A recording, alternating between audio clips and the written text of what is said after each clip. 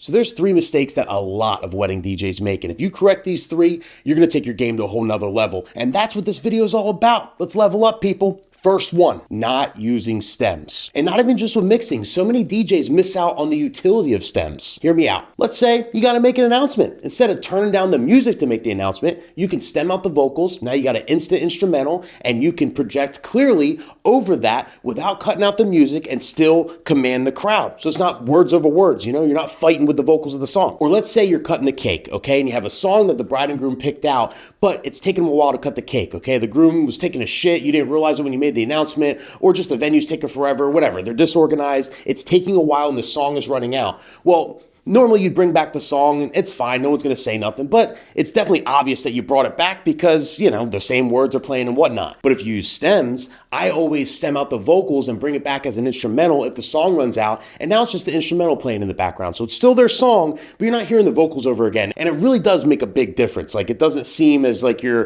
playing the same song over and over again, especially if you're doing it 2, 3, 4 times. Like, I've had cake cuttings where I literally had to play the same song 5 times in a row before the cake cutting actually got done, Stemming out the vocals takes the edge off of that. Big time. And keep in mind, since you can make an instrumental out of any song with stems, you could take certain songs that your couple might really like and use them as filler music in between speeches, in between different formalities. So it kind of customizes the event, right? You might not have the instrumental version of that one Taylor Swift song that you weren't trying to play later, but with stems, now you do. And you could play it in between and you still played it. All right, I'll give you one more and then you use your imagination for the rest, okay? You get the point. So let's say you want to really make an epic sing-along moment. You ever been to a concert, you see your favorite band, and they take the chorus or a certain part of the song, and they basically stop playing. They just have the drums playing, do-da, do-do-da, and then just the singer singing. Then they shine the big lights in the crowd, ask everybody to sing along, you're singing at the top of your lungs, and all of a sudden the full band comes back in, and they play the chorus again. It's like, you know what I'm talking about? You can create these moments with stems. With Serato in particular, because that's what I use, that's what I'll speak on, but all the programs do it, right? Basically, you have a vocal, a melody, a bass, and a drum stem. If you take out the 2 middles, so if you take out the bass and the melody stem, it leaves you with just the drum beat and just the vocals. And you can create really cool sing-along moments, almost like they would at a concert. People sing even louder when you do that without you having to get on the mic and be like, sing it nice and loud. Like, you can still do that, but, it's kind of implied when you do it. Trust me, try it at your next event, you will sing. Now, mistake number 2 is not sending your cheat sheet to your couple the week of the wedding, just for them to double check. Come to my office, I'll show you. Come here. All right, so hot off the presses, here's my cheat sheet. If you don't know what I mean by that, it's basically the piece of paper you use the day of. Some people use iPads and all that. I still use a piece of paper. So one thing I do old school, leave me alone, okay? Just leave me alone. Now, on your cheat sheet, you want to have a lot of different information, and there's reasons for this. First of all, obviously the couple's name, the date, the venue. I always put next to the venue the city, even if I know it's in there, just in case. God forbid another venue with the same name pops up. How many groves do we have? How many Venetians do we have? Or whatever, you know what I mean? Like, there's definitely overlap. So I always put the venue and the city next to it, the times, the firm times, what services I'm providing, and then all the formalities, right? So if you're doing ceremony, the ceremony songs. If you're doing introductions, what you're announcing, who you're announcing, what song you're playing for what, the first dance, when you're fading the first dance, the parent dances, when you're fading the parent dances, the speeches, all the order of the speeches that they wanted to go in, any other formalities you're doing. I always put do not play on the bottom. The do not play is another thing I want them to triple check, make sure, there's nothing missing and whatnot. I always put special dedications, and if they don't have any, I just put none, just to put the idea in their head, just in case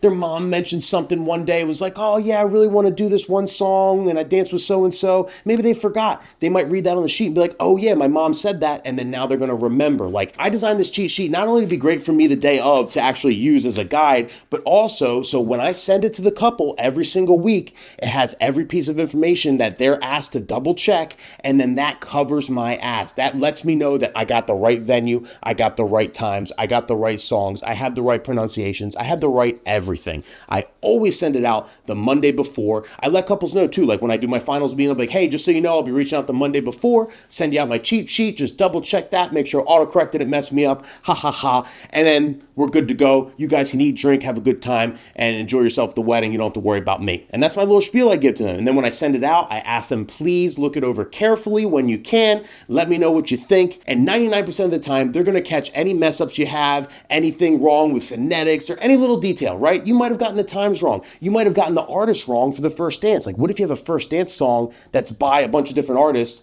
and you kind of overlook the fact that they wanted Frank Sinatra instead of, I don't know, whatever. You know what I mean? Like, that happens. It's happened to me before. And this is just another layer of security to help you prevent all this stuff. And then in the worst case scenario, where the couple missed a mistake and then you made the mistake the day of, although it's terrible, although it still sucks, they kind of signed off on the sheet, so it kind of gives you a little something to fall back on, all right? It doesn't, you're not allowed to make mistakes at weddings, okay? That's not how it works. In my opinion, nothing's going to excuse you from making a mistake at a wedding. You just can't do that. But this will definitely add a little layer of cushion to kind of fall back on. You know, they might go a little easy on you and not, you know, give you a terrible review or freak out about it because at the end of the day, you sent them the sheet said that, they missed it. You know what I mean? It's just another layer of security. So always do that. Make a cheat sheet if you don't already and send it to the couple the Monday before. And the third mistake is not paying attention at the wedding. You see, throughout a wedding, so many things can happen that can give you valuable information that can really help you out later on, especially with dancing. For example, I always watch people's reactions to music at non-dancing times, like dinner, cocktail hour, if there's playing music in the background or whatever. I'm watching, are they tapping their foot to a certain song, kind of sing along, bopping? Is there no real reaction to certain songs? All that stuff gives you valuable information. I've had cocktail hours where we just kind of have a playlist going or a mix going and it's bopping, but a certain song comes on and like 3 or 4 people just start singing and like vibing, you know, just by themselves. That will tell you everything you need to know. That's like 5, 6, 7 song ideas down the road that'll work later for dancing if they like that particular song, you know? Pay attention to people's vibes as it relates to music and take mental notes. Speaking about music, let's say the bridal suite or the groom getting ready room or whatever they call it is nearby. They usually bump music in there. Pay attention to what they're playing in there, okay? Obviously, you have meetings with your couples, you know what they want and whatnot, but maybe they miss something. It happens all the time where there's a song and they're going crazy in the bridal suite to it, singing and everything, and it's not even on their playlist. I'm like, damn, wish they told me about that, but now I know. Take a mental note, add it to the playlist low key. It goes crazy later. It's like, wow, how did you know to play that? You look like a hero. No, you're just eavesdropping like a weirdo. But seriously, definitely pay attention. You know, you walk by, don't walk in or nothing, but, you know, put an ear to the door and kind of listen. What are they playing? Where's it at? You know, it's good to know. It's good information to know. Oh, and the other thing I pay attention to is speeches. Now, a lot of times speeches can be whatever, drawn out, not that great. Same old everything. Put your hand over her hand. This is the last time you're going to have the upper hand.